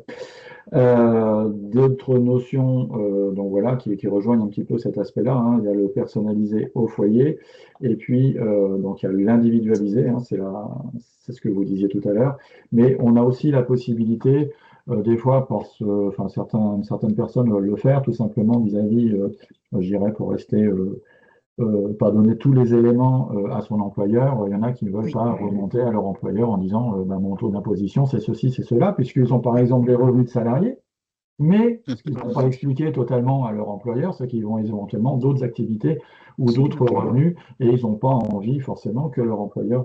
Donc il y a la possibilité pardon, d'avoir ce qu'on appelle un taux non personnalisé ou neutre Absolument. à faire. Ça reste peut-être un peu plus marginal, j'imagine, Madame Maniaval aussi. Oui, oui, ce sont des situations moins nombreuses. Mais ce qu'il faut retenir, en fait, avec la réforme du prélèvement à la source, l'idée, c'était vraiment de coller au plus près de ce qu'on doit et de ne pas avoir d'à-coup de trésorerie. Ça, c'est la première chose. La deuxième chose, c'est de pouvoir, en quelque sorte, prendre en main son impôt. Et effectivement, quand on a des situations qui peuvent être moins stables, plus variables ou à multiples facettes de revenus, on a la possibilité d'agir sur son taux d'imposition tout au long de l'année. Ça ne change pas le calcul de l'impôt qu'on doit au final, hein, mais ça permet, je dirais, de faire une gestion du paiement de son impôt. Voilà. Là, je ne vais pas m'étaler, c'était juste pour information, c'est quoi le taux non personnalisé, vous voyez, qui évolue en fonction des tranches des revenus. On ne va pas rentrer dans le détail de ce petit Oui, tableau. c'est des barèmes qui ont été donnés pour éviter de Voilà, faire les calculs de tête qui sont toujours un peu impressionnants. on est d'accord. Du coup, une fois qu'on a eu tout ça, on va revenir à mon revenu net imposable, hein, qu'on a calculé tout à l'heure avec du coup le calcul de mon prélèvement à la source. On a parlé tout à l'heure, je vous ai dit que le revenu net imposable servait au calcul du revenu fiscal de référence. Alors du coup, Véronique, c'est quoi le revenu fiscal de référence? Alors, le revenu fiscal, il est de référence, il est calculé à partir du revenu net imposable. Donc, on va rajouter à ce revenu net imposable des revenus exonérés d'impôts, alors bon, pas dans le travail social, je pense pas, mais pour des serveurs, par exemple, des pourboires, des revenus soumis à un prélèvement libératoire, par exemple, les revenus des capitaux mobiliers, on va en parler un petit peu hein, de ces revenus-là, des abattements déductibles, voilà, des charges déductibles, les cotisations, les primes d'épargne retraite déduites du revenu global, ça aussi on va en parler, et les plus-values immobilières taxables. Pas de problème, Madame Magnaval, si vous nous quittez, c'est pas un souci. En tout cas, merci infiniment de nous avoir rejoints ce matin.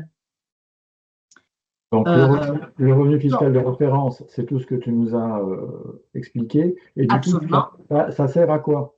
Alors, ça sert. On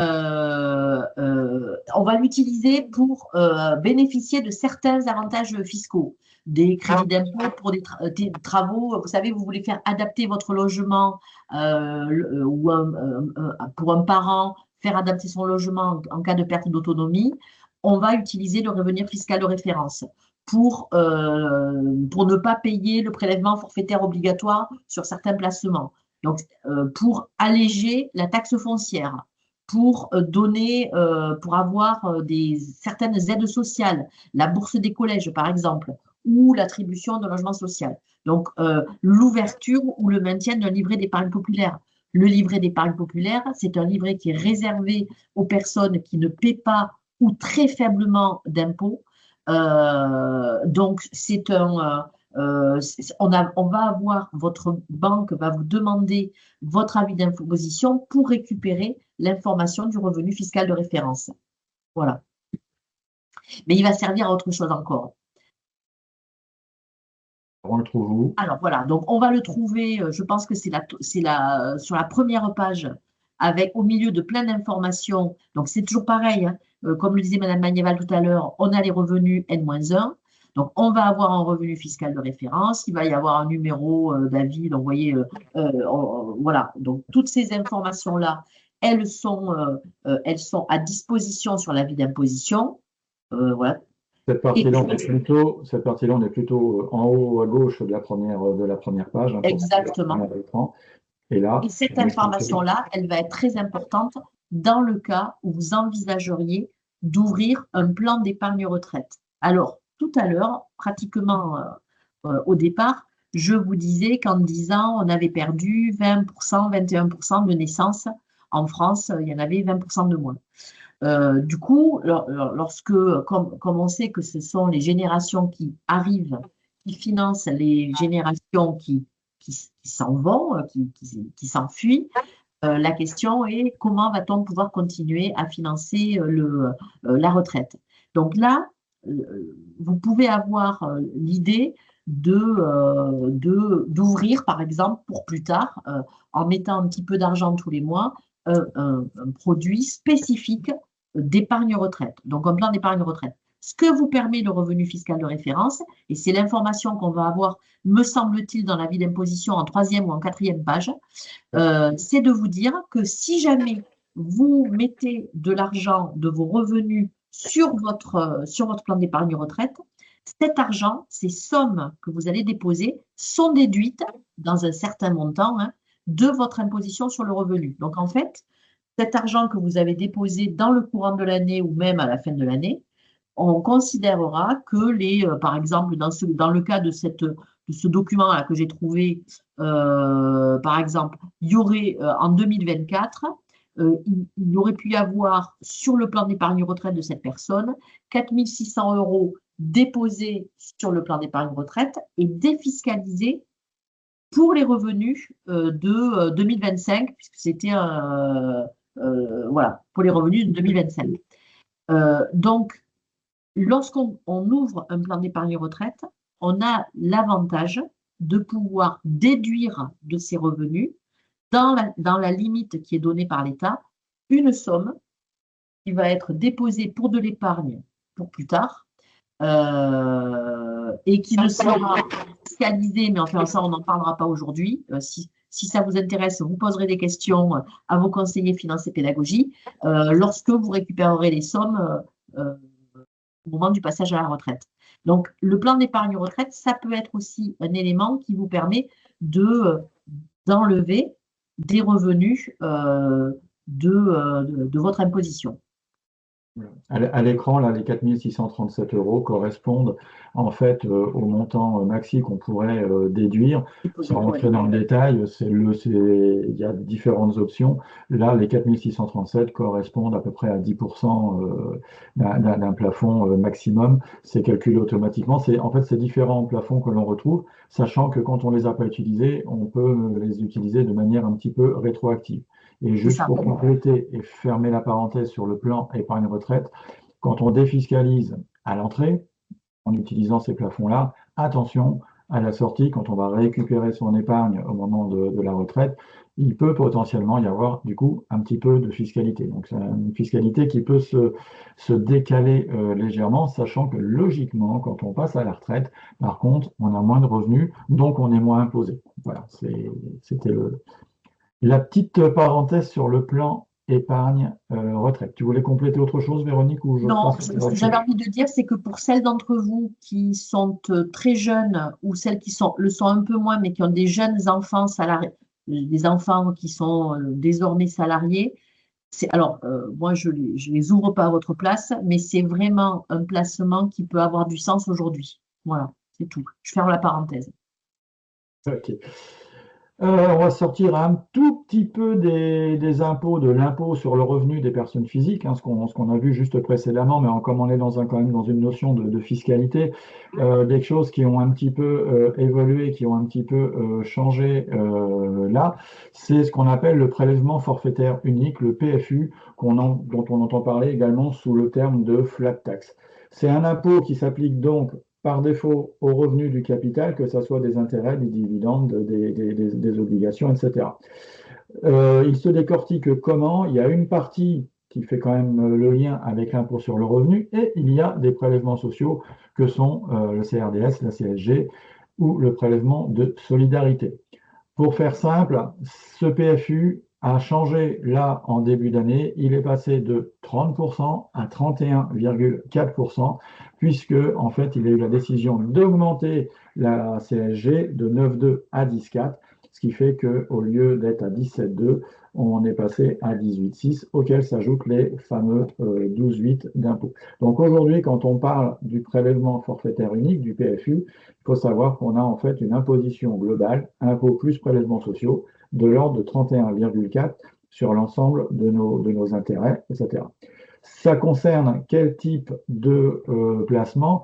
Ça concerne à peu près quasiment l'ensemble des placements, que ce soit des intérêts sur des comptes courants rémunérés, des intérêts de placement bancaire comme des livrets B, des comptes à terme, des revenus mobiliers. Ce qu'on appelle des revenus mobiliers, c'est les actions, hein, les parts sociales, les choses comme ça, également les obligations, et dans certains cas, les gains des plans épargne en action avant 5 ans. Plan épargne action, c'est une enveloppe fiscale dans laquelle on peut faire un certain nombre de choses et investir notamment en actions. Tant qu'on reste dans l'enveloppe fiscale, je dirais que là, du coup, on n'a pas forcément ce PFU qui s'applique, mais si on clôture le PEA avant les 5 ans, le PFU va s'appliquer sur l'ensemble des revenus générés dans le PEA. Et puis dans une autre registre, les revenus de location meublée et les plus-values de cession de valeurs mobilières et tout ça. Donc notre PFU s'applique sur absolument tout ça.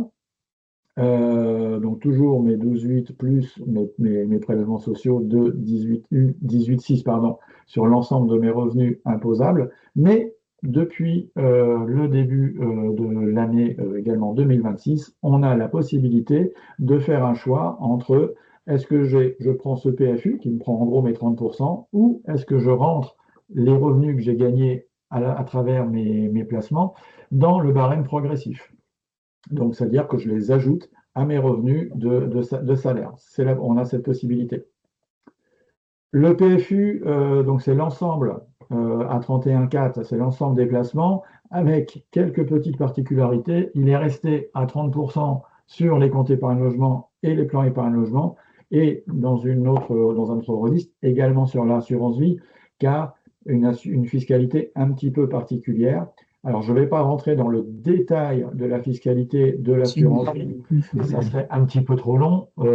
Par rapport au schéma que vous pouvez voir à l'écran, la partie grise, déjà, ça ne concerne que des assurances vie ouvertes avec des versements ouverts avant 2017, donc déjà il y a une dizaine d'années.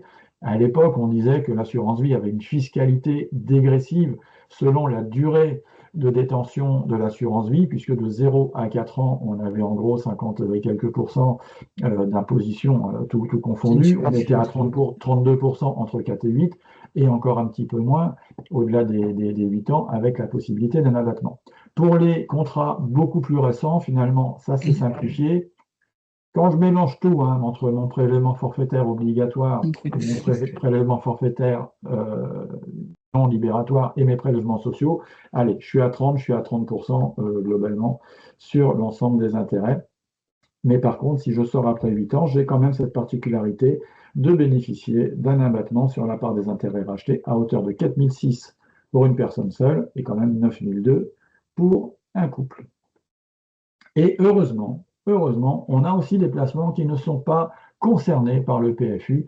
Et là, on va retrouver en fait toute la gamme des livrets que l'on connaît bien, qui sont des produits d'épargne réglementée, dont forcément notre livret A, notre livret d'épargne populaire, le LEP, notre livret de développement durable et solidaire, ex-Codévie pour les plus anciens, et le livret jeune, également les CEL et PEL qui sont un petit peu plus anciens également. Ça, c'est le résumé des placements qui sont restés finalement avec des prélèvements sociaux à 17,2 et ceux qui sont passés à 18,6. Le barème progressif, tout simplement, c'est ce que je vous disais, c'est la capacité à intégrer dans vos revenus les revenus générés par vos placements. Donc l'avantage, c'est que ces revenus, comme je les rajoute à mes revenus à moi, ça va bénéficier des mêmes abattements et déductions. Je vais avoir également mon système de tranches d'imposition de 0, de 11%, de 30%, c'est l'aspect progressif. Pour les foyers peu imposés, finalement, c'est plus intéressant que de prendre directement les 30% d'imposition globaux.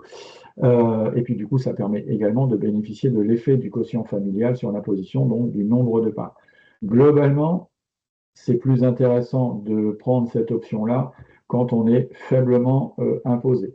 Par contre, quand on prend l'option, on ne peut pas revenir en arrière ou dire, tiens, je vais prendre l'option progressif pour ces placements-là et je vais prendre le PFU pour ces placements-là. Non, c'est tout ou rien. Une petite particularité également, on peut envisager d'être exonéré du prélèvement forfaitaire uniquement donc sur la partie sur ce 12,8 si mon plafond de revenu fiscal de référence, d'où encore une utilité du revenu fiscal de référence, si mon revenu fiscal de référence est inférieur à 25 000 euros pour un célibataire, 50 000 euros pour un couple, et donc ça, c'est pour les intérêts et revenus assimilés, donc les placements type livret B. Et si je suis sur du dividende, donc de la redistribution type action, il faut que mon revenu fiscal de référence soit inférieur à 50 000 pour un célibataire et 75 000 pour un couple. On est d'accord que ça gomme la partie impôt à 12,8, ça ne me gomme pas ma partie de prélèvements sociaux. Quand Michel vous parle du livret B, c'est parce que c'est comme moi, c'est un ancien de la caisse d'épargne. C'est l'équivalent des livrets libres, vous savez, à taux libre que peuvent vous proposer les banques, les compagnies d'assurance qui ne sont pas des livrets A, quoi, voilà, ou des livrets de développement durable ou des livrets d'épargne populaire. Oui, tout à fait. Alors, il n'y a pas que à la caisse d'EP qu'on dit livret B, parce que moi, j'ai travaillé dans différents établissements Ah, bancaires. mais dis donc. Bah oui, je sais, je n'ai pas toujours été fidèle. Mais tu as raison de le préciser, oui, il y a d'autres appellations dans différents établissements bancaires ou compagnies d'assurance. Un dernier petit mot pour conclure, puisqu'on est assez proche du timing. Absolument. Les autres impôts, et je te donne la parole. Oui, juste pour finir, donc dans les autres impositions, on l'avait dit tout à l'heure qu'il y avait une imposition importante, enfin qu'il y avait une imposition qui était un impôt lorsque on achetait une maison. Donc dans le cadre des impôts, il y a les droits de succession et de donation. Et en janvier 2026, je vous ai rajouté ça parce que peut-être que vous ne l'avez pas vu, il y a eu des légers changements. D'abord, lorsqu'il y a des dons manuels en argent, en bijoux, bon, en œuvres d'art, ça nous arrive moins souvent, mais lorsqu'il y a des dons qui sont faits à l'intérieur de la famille, il y a une déclaration obligatoire à faire sur le site des impôts. Alors, toujours pareil, si vous donnez 100 euros à votre enfant tous les mois, vous pouvez vous dire, ben, j'ai pas besoin et que ça n'est pas une pension, vous pouvez vous dire, je n'ai pas besoin de le signaler. Si vos revenus sont suffisamment importants, on considérera pratiquement que c'est de l'argent de poche. Mais sinon, pour des dons manuels, pour des sommes un petit peu plus importantes, ces sommes-là doivent être déclarées. Elles ne seront pas assujetties à un revenu, hein, puisque c'est un don, donc ça n'est pas un revenu. C'est juste pour que le fisc soit au courant des sommes qui peuvent être données, de passer de parent à enfant, par exemple. Il y a des exonérations, toujours pareil. Certaines donations peuvent être exonérées de droits sous certaines conditions. Par exemple, vous savez, on peut donner, je crois, à un enfant jusqu'à 31 000 et quelques euros justement en don manuel. Donc, il y a les exonérations existent toujours. Et puis, dernier changement, donc qui n'a rien à voir avec les impôts, mais c'est important. Le montant maximal qui peut être prélevé sur le compte du défunt est fixé à 5 965 euros désormais, contre 5 910 euros auparavant. Donc ça, c'est dans le cas d'un décès et du paiement des obsèques. Voilà. Juste pour compléter les exonérations, tu donnais l'exemple des 31 000, il y a l'abattement de 100 000 où c'est non, mais, à 31 000 aussi. Par contre, même si c'est exonéré, ça ne dispense pas de faire la déclaration. C'était juste la petite précision. Voilà. Oui. Non, mais c'est vrai que j'imagine tellement peu donner 100 000 euros en don manuel de somme d'argent. Moi, hein, voilà. J'avais un espoir. Je ne cache pas que j'avais un espoir, Véronique. Tant pis. Voilà. Pour finir sur les autres impôts, un tout petit mot sur les transmissions. Voilà, on vous a mis le principe pareil des droits de succession et des tranches après les abattements. Voilà, donc aujourd'hui, les sommes qui sont transmises par succession dans le revenu net, vous voyez, ou d'ici à 2050, on voit que malgré tout, malgré les Français qui disent que c'est de plus en plus dur, en même temps, et même si 50% des successions, je crois que 50% sont égales à zéro, on voit une part d'héritage qui continue à progresser dans les années à venir. Alors, on voit l'estimation haute, mais même avec une estimation basse, il y a une part qui était à 19%, qui arrivera probablement aux alentours de 25% en estimation basse. Bon, ça c'est une chose. De l'autre côté, ce qu'on vous a mis, c'est les droits de succession depuis le 1er janvier 2026. Ça n'a pas changé, hein. Et vous avez vu, c'est comme les impôts, c'est toujours par tranche. C'est-à-dire que si après les abattements, il y a 12 000 euros à partager, à donner à un enfant, ben sur les 12 000 euros, dans les 8 072 premiers euros, l'enfant paiera 5% de cette somme en droit de succession, et sur les 4 000 à peu près qui restent, il paiera 10% de cette somme-là. Donc, vous voyez, même dans les droits de succession, on a ce système par tranche dont on parlait tout à l'heure. Ça nous emmène à la fin de ce webinaire. Vous l'aurez compris, avec Véronique, on a essayé d'aborder toutes ces notions qui sont un peu complexes. On a essayé de les aborder de la manière la plus simple possible, comme le disait Madame Magnaval. Vous aurez compris qu'au-delà de cette simplicité, il y a quand même beaucoup de petites subtilités et qu'on n'est pas rentré dans le détail d'absolument tout, mais qu'on a essayé de vous éclairer au maximum sur cette relation de distribution et d'avantages sociaux et de mécanismes sur le calcul de l'impôt. Si vous avez quelques questions, on est encore à votre disposition quelques minutes. Sinon, je laisse le mot de la fin à Véronique. Ah oui, je vois que Caroline est en train d'écrire, donc je lui laisse peut-être Alors, en tout cas, c'était un plaisir. J'espère qu'on a été plus clair et que Michel l'a été. Moi, je me demande. Mais j'espère que vous avez été éclairé et que cette intervention-là, enfin, cet atelier pourra vous servir également. Nous restons évidemment, comme à chaque fois, à votre disposition. Ce sont des thèmes que nous pouvons aborder auprès de vos publics, évidemment. Euh, et j'espère que vous regarderez les impôts avec le même regard d'amour que nous lui portons aujourd'hui, à la fois Michel et moi. Voilà, La période d'ouverture de la déclaration des revenus s'ouvre le oui, 9 avril. absolument. Donc 9 avril, début de la déclaration, ouverture de la déclaration sur le site des impôts. Et je suppose que j'ai pas regardé la date de fin, mais On n'a pas les dates encore de fin, mais ça sera voilà, entre fin mai et début juin, comme d'habitude, probablement. selon les départements. Ouais. Voilà.